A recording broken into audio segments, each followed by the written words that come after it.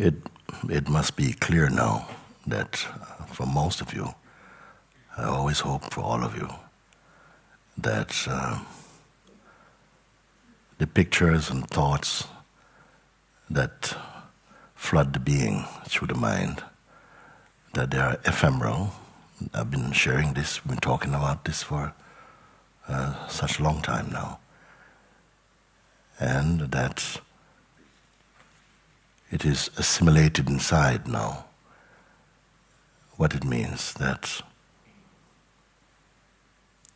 all that appears in the mind, or through the mind, as thoughts, feelings, memories, desires, attachments, all these things, and all the names and forms that appear, they belong to the realm of the changeful. I did not create that. Nobody created that. It is the way it is. And anyone who sits and looks, inquires, contemplates it, will come to the same conclusion as has been given by the sages throughout time also. Then what here is real then?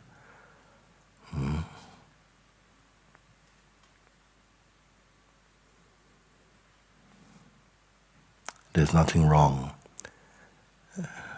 with perceiving, knowing, grasping that the world of names and forms is transient, momentary.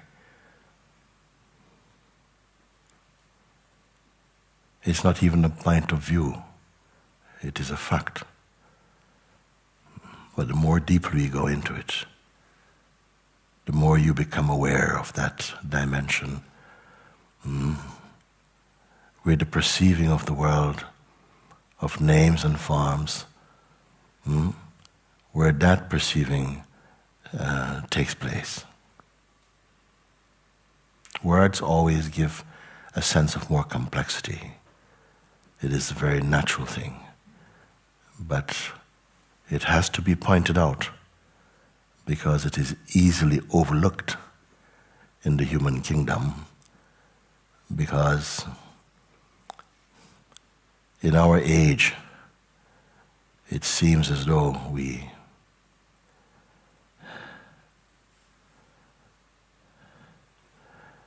are more attracted easily to the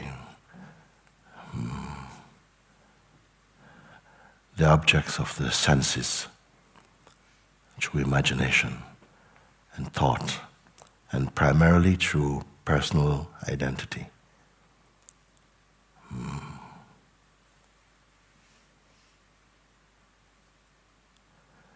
By saying this is not casting some heavy judgment or any dismissal upon the world. In fact, when we are confirmed in that understanding, it releases many things inside. Actually, unexpectedly, also great joy arises in you.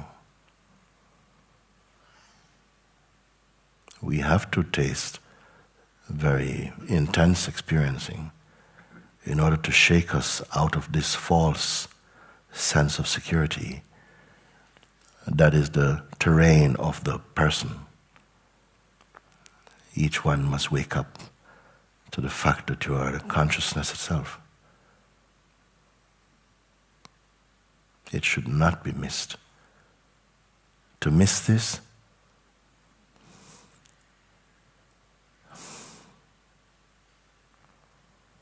is to simply be dreaming your life.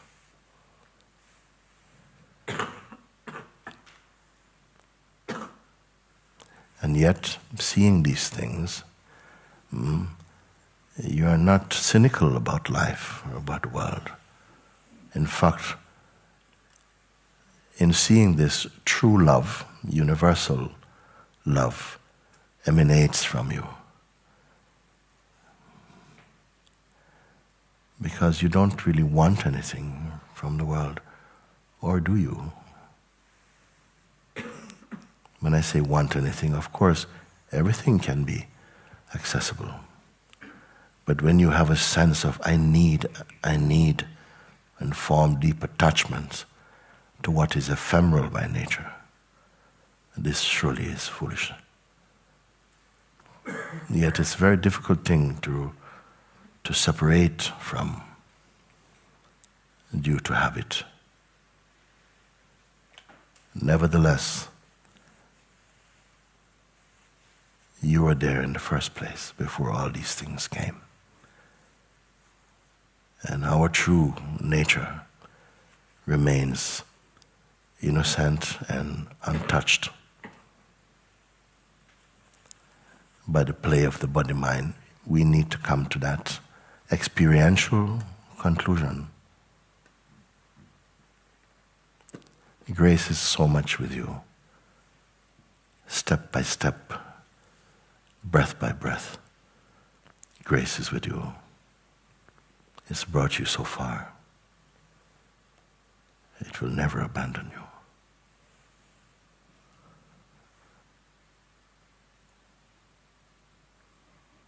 So many billions of beings have walked on this planet.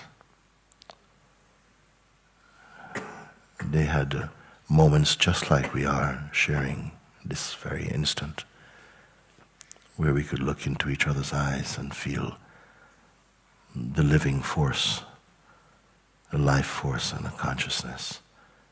We were touched by each other's kindness or openness, inspired by life. There are moments for all beings.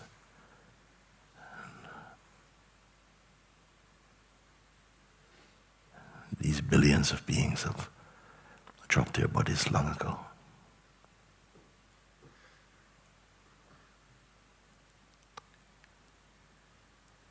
But their realization of the truth has not fallen. If we know ourselves only at the level of the body-mind, in other words, as a person, all this will go. All the dream goes on.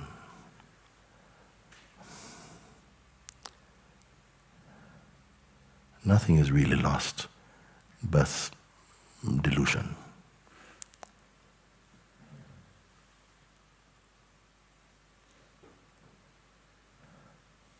So I don't want to talk about these things and to try and, encourage. You've had so much support, encouragement. Now your tree must bear fruit. It is not enough that we understand things mentally, intellectually. By turning your attention inside the heart,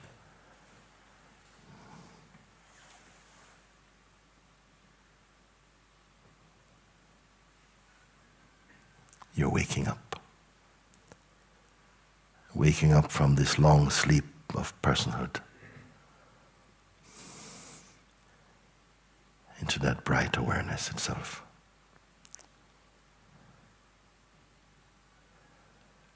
For this reason, we came here. And if you have come here and you have stayed, it is because grace has supported you.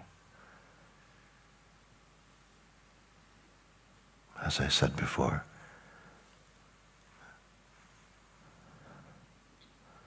you are the seeds of awakening in this dreaming world. Each one must be receiving the gift of the Spirit of Truth. The gift of the Spirit is not to speak in tongues or to display miracles or these things. The fruit of the Spirit is love and peacefulness, compassion, empathy, openness. surrender.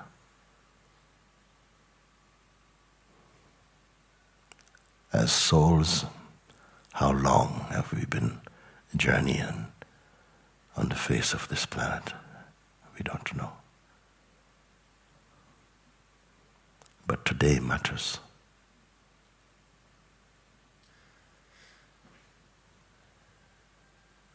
That you are in the hearing of these things matters. That you know who you are, what you are, matters.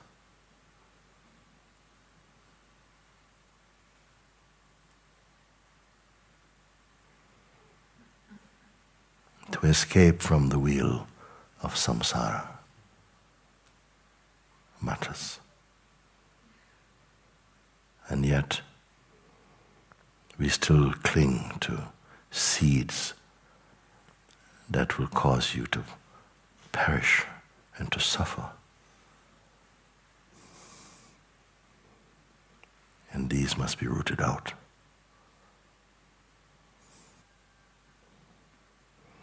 Our true nature is imperishable, timeless.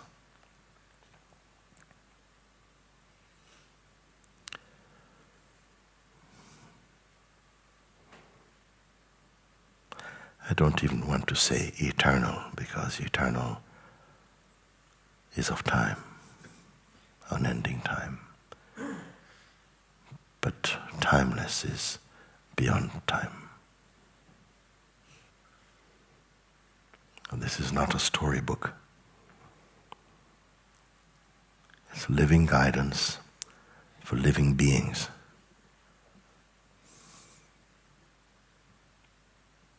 So we are obliged to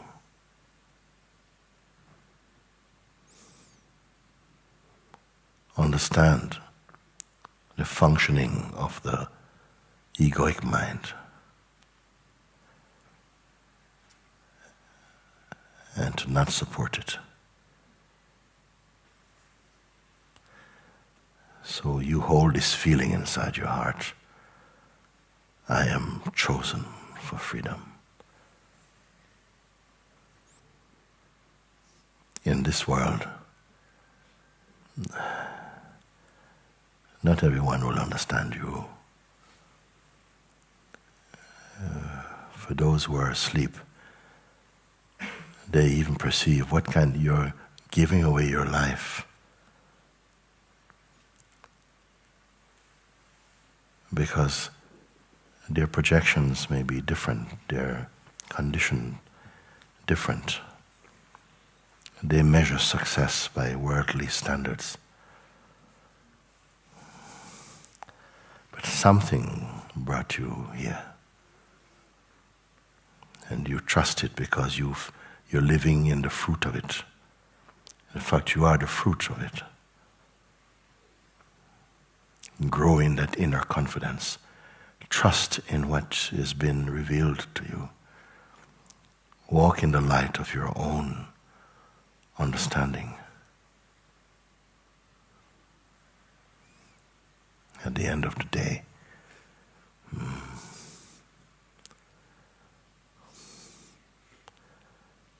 your salvation does not depend upon anyone.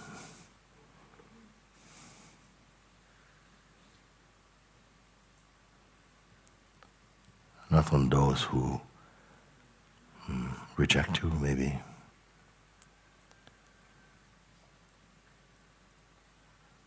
And yet so many flowers are blossoming in this field of satsang.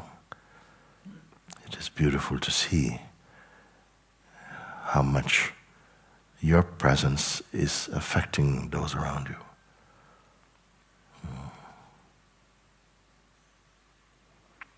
The sense of personhood.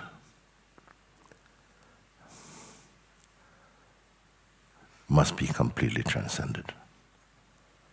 It can stay even after one wakes up into the deeper state, but it will only be so superficial, playful, All suffering, received and given, comes from personhood. When consciousness somehow locks itself into this narrow expression called a person, and then darkness proliferates everywhere.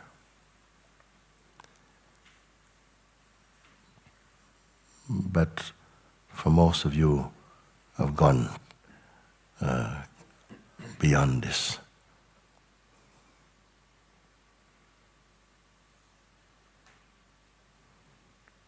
Be confirmed in that state of presence. Be conscious of the presence.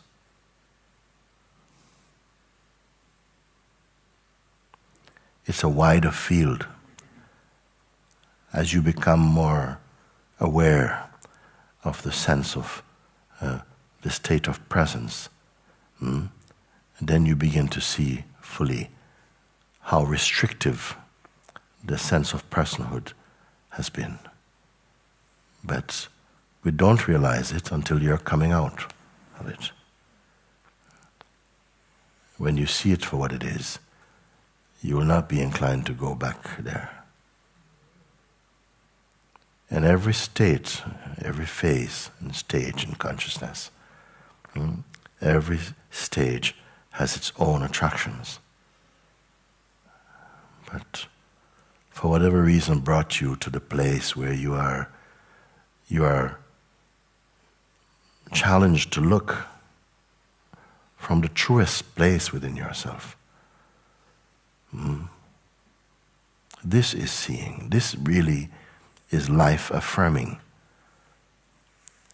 When you are moving in the dynamic life as the sense of presence more.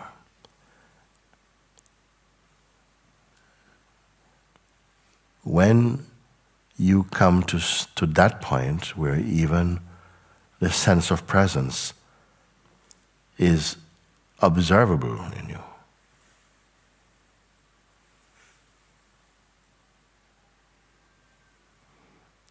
then you have transcended even the mode of presence.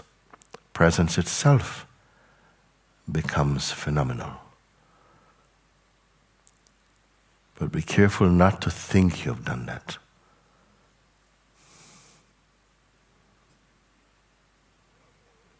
In the state of presence,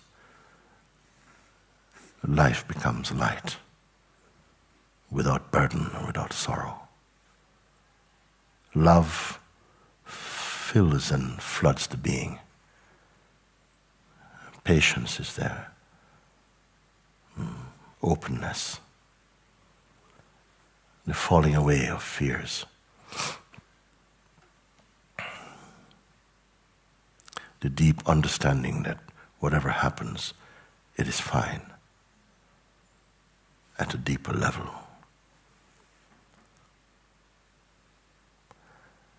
We stop judging life simply by what you like. You begin to wake up. Waking up into the immensity of being, one's perfect self. Why perfect? Because there's nothing you can do for it. You, as we presently conceive of ourselves, is the lesser component. Ordinarily, when we think of ourselves, it is only shaped out of the body-mind, mostly. But something is different here.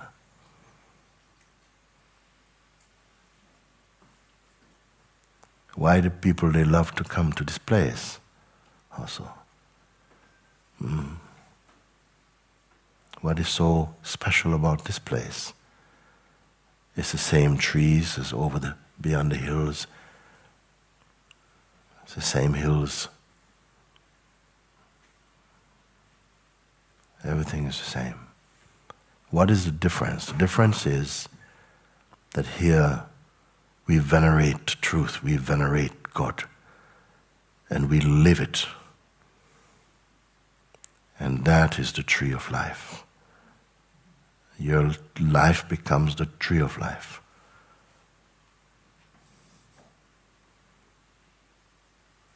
Love becomes your climate. Not this fickle thing, but a love that is profound, that is without need or trickery. That which is open and genuinely caring.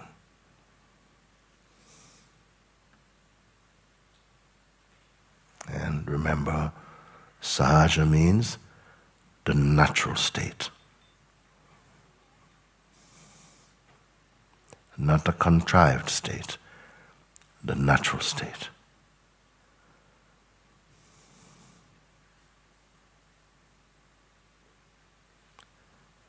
And gradually, something is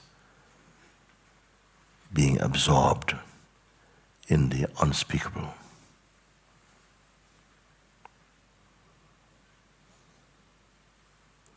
There should be arising in the heart of everyone a natural yearning and a natural trust.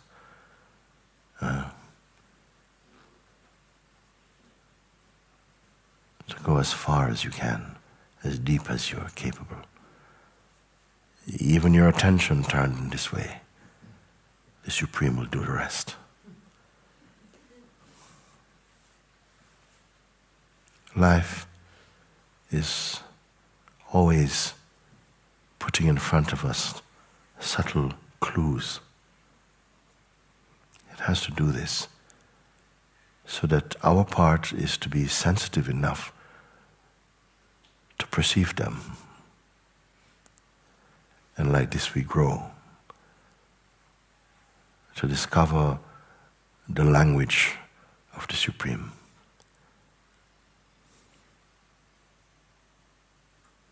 Isn't it wonderful to know that the most true thing in you is the God in you? That which gives light to the world. That the most true thing is that which is imperishable, uncreated, unborn.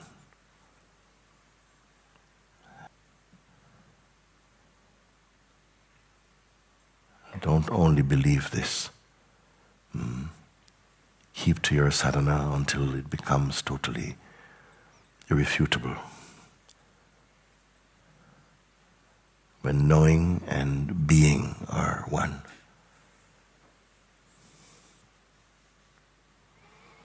Then your life has been used well.